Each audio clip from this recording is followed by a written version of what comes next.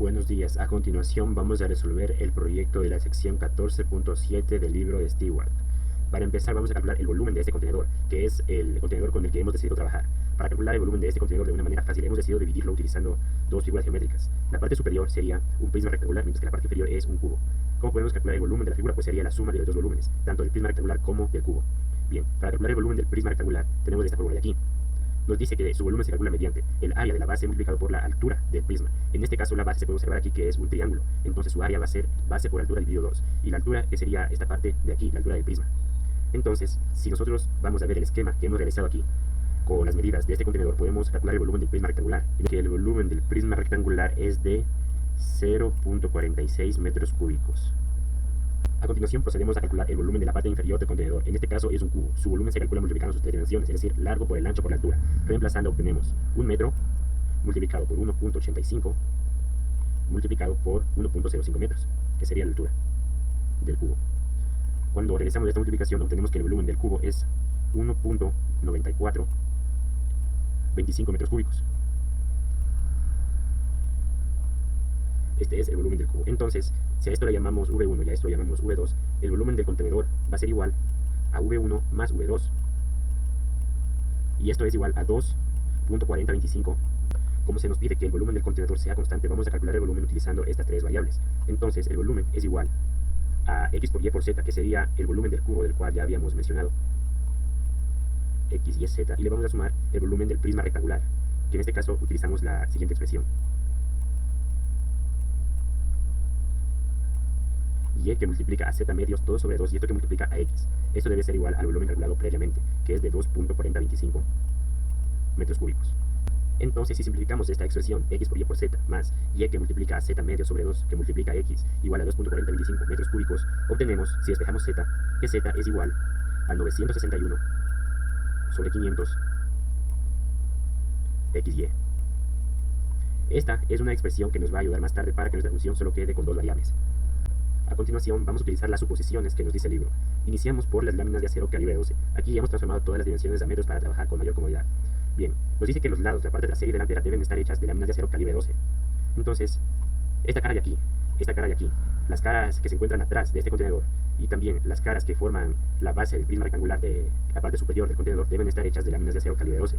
Por lo tanto, para el acero 12, calibre 12, tenemos 2xz más 2yz más 2 que multiplica a y que multiplica a z medios todo sobre 2. Esta va a ser la cantidad de metros de acero calibre 12 que vamos a utilizar. Simplificando esta expresión obtenemos 2xz más 5 medios yz. Recordemos que utilizamos esta fórmula porque esta cara de aquí se calcula multiplicando x por z, el área de esta cara de aquí, y como son dos, la parte delantera y la parte trasera, pues multiplicamos por 2. Lo mismo para esta otra cara de acá. Y también estamos calculando el área de este triángulo, y como hay 2, pues también lo multiplicamos por 2. A continuación, analizamos cuántos metros cuadrados de acero calibre 10 necesitamos. De acero calibre 10 nos dice que debe estar construida la base. En este caso, la base la calculamos simplemente multiplicando x por y. Es decir, necesitamos x por y metros cuadrados de acero calibre 10 para construir la base de nuestro contenedor. A continuación procedemos a analizar cuántas tapas necesitamos. En nuestro caso necesitamos 2 tapas, ya que el contenedor puede abrirse de 2 lados. Para finalizar necesitamos saber cuántos metros de soldadura necesita nuestro contenedor. Vamos a considerar de que se debe soldar la base del contenedor y la base del prisma rectangular. Es decir, vamos a soldar estas secciones de aquí que unen la parte del cubo del contenedor y la parte superior del prisma rectangular. Adicionalmente vamos a considerar de que también se debe soldar la base. Por lo tanto, necesitamos esta cantidad de metros de soldadura. 2y, a lo cual sumamos 2x. Y también vamos a sumar 2y de nuevo. Esto, si lo simplificamos, va a ser igual a 4y más 2x metros de soldadura. Este 2y viene por esta parte de aquí, al soldar la base del contenedor con el contenedor mismo. Y como son dos partes, la parte frontal y la parte trasera, pues lo multiplicamos por 2. Lo mismo con esta sección de aquí. Y como también estamos analizando de que se debe soldar la base de este triángulo con el contenedor, pues sería de nuevo 2y, ya que hay dos triángulos que forman la base del prisma rectangular.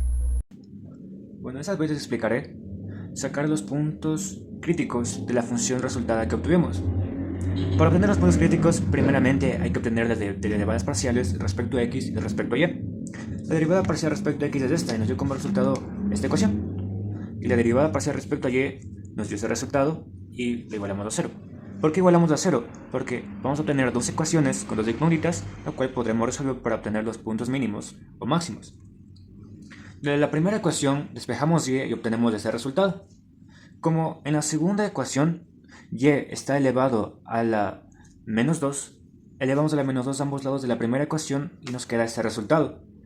Esto simplemente reemplazamos en la segunda ecuación y nos queda esta.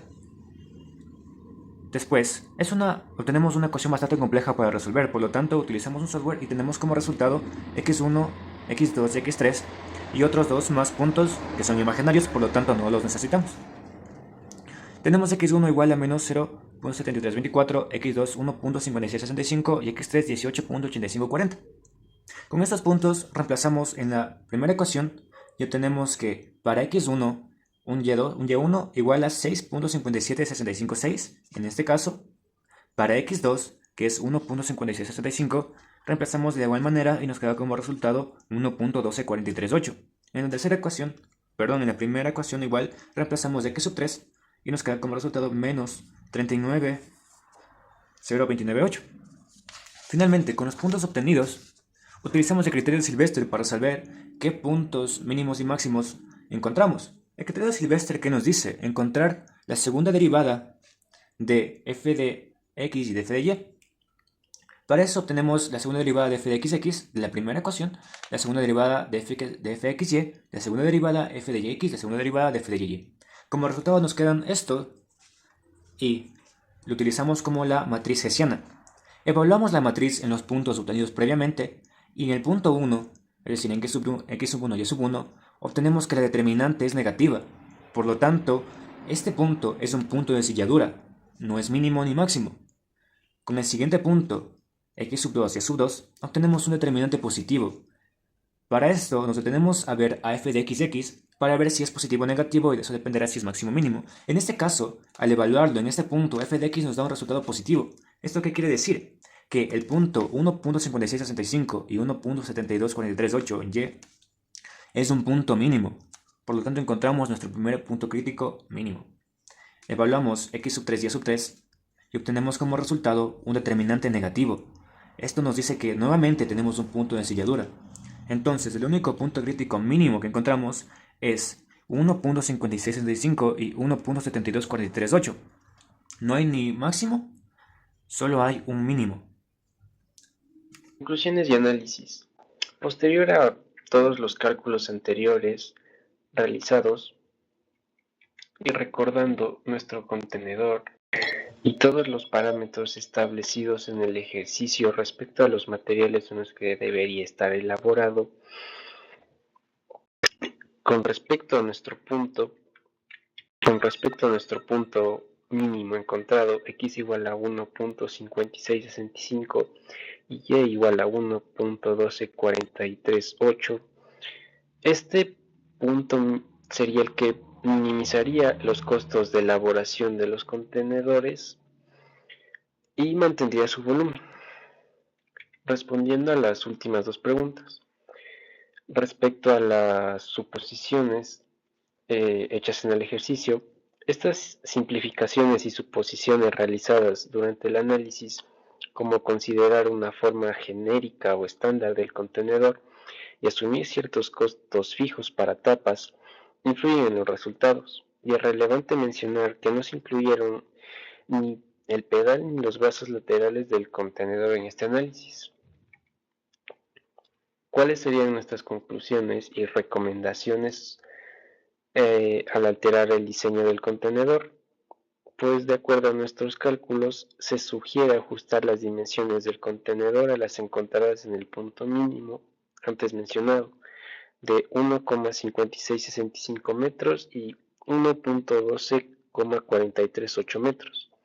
Esto respecto al ancho y largo del contenedor. Este ajuste permitiría optimizar el uso de materiales y disminuiría los costos de fabricación. Implementar este diseño optimizado podría resultar en ahorros significativos en la producción de contenedores similares con las especificaciones dadas por este proyecto. Y este ha sido nuestro trabajo grupal.